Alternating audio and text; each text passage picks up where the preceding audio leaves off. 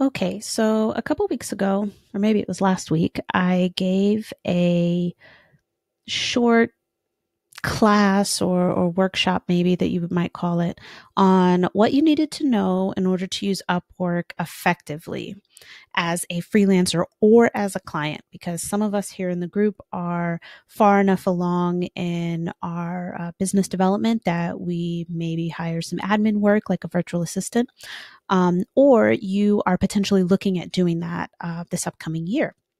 So there are a few different things that you need to know in order to use Upwork. I start out with talking about the three things you need to know in order to use Upwork as a freelancer, and then I move into the three things you need to know in order to use Upwork as a client. So let's go ahead and get started. So you really need to focus on setting up a great profile, and there's some information on that in the Upwork for Writers mini course in the Content Coffee Break course section. The primary things that you want to focus on are your title, your overview, and your hourly rate. So I won't go too far into these things because you can access that Upwork for Writers mini course for free and run through the 5 lessons that are there that talk about all of this stuff. But your title is extremely valuable real estate. One of the things that I showed everyone at the workshop was that when I search something like, B2B content writer or health and fitness content writer, the list of freelancers shows up and it shows their name, first name and last initial, their photo, and their title. Right? So it's like pretty much the first things that you see. Your title is extremely valuable real estate. You don't want to get too crazy using what I like to call a unicorn title, which pretty much says that you do all the things. Like, I'm a content writer and graphic designer and social media manager, and I do all of these things. Because most of the time what that means is that you don't do all of those things well. You might do one of those things well, and maybe, it's not to say you can't manage someone's social media account, but it depends on what they're looking for. So you don't want to misrepresent your skills, because the only thing that does is lead to unhappy clients, and unhappy clients leave bad reviews. The one thing I didn't mention here, we also did some talking about, was the photo that you use. Make sure it's nice and professional. It doesn't have to be a professional headshot, but you want to have a nice plain background. You want your face to be very clear. Smile, show that you're pleasant. Be in professional clothing. Even if you just have a nice shirt on and pajama bottoms, they're not going to know, right? So just make sure you look nice and professional, and you look the way that you want your client to think of you. So no Snapchat photos. So next up was your overview. Your overview needs to be tailored to the customer or the client that you're trying to attract. Too many overviews are just a list of random skills, or, my degree is in whatever. They don't really care what your degree is in unless it's supremely relevant to what it is that you're doing. So mention your degree probably in your proposals, because if you have a degree in supply chain management and you're going to be working with a client that focuses on supply chain management services, then your degree suddenly becomes relevant. But wasting space in your overview when further down on your profile you can put your education, it's just not a good idea. Your hourly rate is also something that's really important. It can help fend off the people looking for cheap work. If you put that your hourly rate is $15 an hour because you never updated it, or you don't use an hourly rate, that's a mistake. Hourly rates are still a common form, or still a common way that we use to communicate service exchange. So even if you never charge by the hour, telling someone that your hourly rate is $70 sets expectations, versus telling someone that your hourly rate is $15 an hour also sets expectations. When clients go through the Upwork system, the platform allows them to filter. So they can choose, okay, I want a freelancer that's, $10 or under. I want a freelancer that's $10 to $30, or, $30 and up. So you want to make sure that your hourly rate fits in the category that you want to represent. If your hourly rate is $15 and then you quote $400 for a blog post, that's going to be extremely confusing to the prospective client that you're speaking to. And now you've wasted a lot of time on your part, but also time on their part. If they want somebody who writes for $15 an hour, let them find that person. That person is not you. Another thing to work on is evaluating job posts, which is something we work on a lot in the Content Coffee Break. All you have to do is look for the "Would you apply to this job" posts, or the acronym, which is WWATTJ with a question mark. And we get some really good discussion surrounding those blog posts. It's I think it's fun. It's also interesting to see, I'll apply to certain jobs that other people won't apply to, or, you guys ask a lot of really good questions. So I think it's a really good exercise, and it's great for, experienced writers. It's great for inexperienced writers, and it kind of brings us all together no matter what our level of experience is, because we all have something to offer. So I really enjoy doing those. Be sure to search for those. They're under the Getting Clients category. So you can also search that way. Writing proposals that get responses is a huge thing on Upwork. Once you know how to do that, you can change your response rate crazy. So let's see. I was actually talking about this in a Facebook group. So I guess typing about this in a Facebook group to someone. Writing proposals that get responses is a big deal. The higher your response rate, the less time you've wasted, basically. So copy paste proposals are pretty much a waste of time. Not to say that you shouldn't work from a template. There's the, boilerplate, that you have your standard, format probably that you use, but you want to make sure that you tailor your proposal or your pitch to the person that you're talking to. And you can do that if they put their name. You can search for them on LinkedIn. You can search for their company. You can look at their website. You can do all sorts of things to make sure that your proposal is tailored without using up too much time by working from a base template, which is what I advise. So I think maybe in the last 2 months, I've submitted maybe 4 Upwork proposals, just because I've had, work to do. I got a 50% response rate and a 25% hire rate, because 2 people responded to my proposals and 1 person hired me. So for my time on task, I think that that's a great exchange, because it ended up being a really awesome client. All right. Things you need to know as a client on Upwork. Writing a great job post that filters out low-skilled freelancers. I guess it's more like writing a great job post that attracts highly skilled freelancers, right? Because a lot of the times when we're doing our "would you apply to this job" exercise, we're picking apart these job posts that would lead you to not even apply. So as a client, if you don't write a good job post, then you're not going to attract the sort of skill that you want. You want to make sure that you set clear expectations. If you don't know what you should charge, be clear about that too, because sometimes skilled freelancers will respond and let you know, okay, hey, so this is, what I charge. This is what the market is. Or if you're looking for someone with this many years of experience or this much experience or attains these sorts of results, this is what you can expect to pay. A lot of clients can be honest and say that they don't know what to pay. So you can always start out and say, hey, so what's your budget for this? And maybe, either you come to an arrangement or you don't, but you've had a positive interaction with somebody on Upwork. Good for you. Conducting a thorough interview process, which including a phone call, is really important. I think hearing someone's voice, letting them hear your voice, getting a feel for how they act, that they're a real person now. An interview, as many people as you want to. And don't forget to have a test project. Make the situation clear. Like if you think, hey, so you produce great work, but I don't think that we're going to work very well together. I appreciate you taking the time. A paid test project, because you can never ask for free work on Upwork. So don't do it. They'll report you.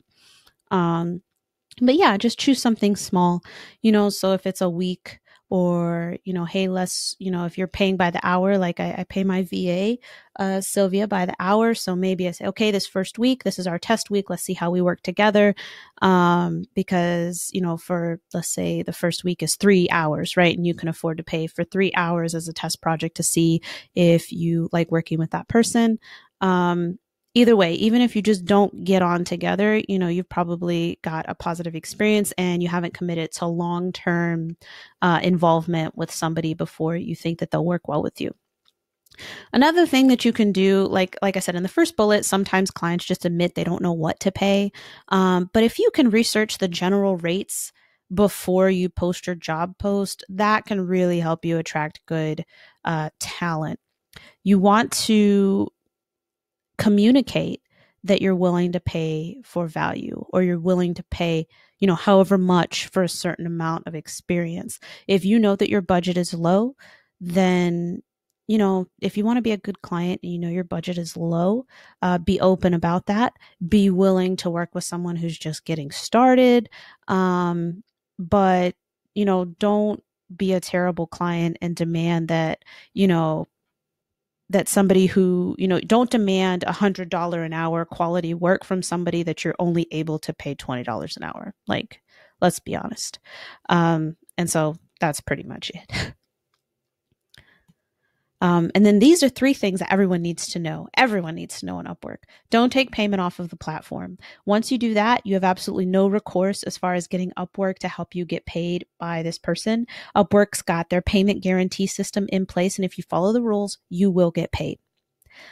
If you take it off of the platform and the client stiffs you or the client ghosts you, right, and that's when they just stop responding to you, they take your content and they move on and they haven't paid you, then there is absolutely nothing you can do, at least in terms of Upwork. And most of the time for our writing projects, it's not enough to sue somebody, right? Like, if you did some work and it would have amounted to $500, like, how much are you going to pay in attorney's fees to sue that person? Nothing. And the clients know it. So oftentimes they will keep the projects at a certain amount to make it so it's not worth it to actually sue them. You can badmouth them all you want, but you're the person who's out those hours and you're out that money.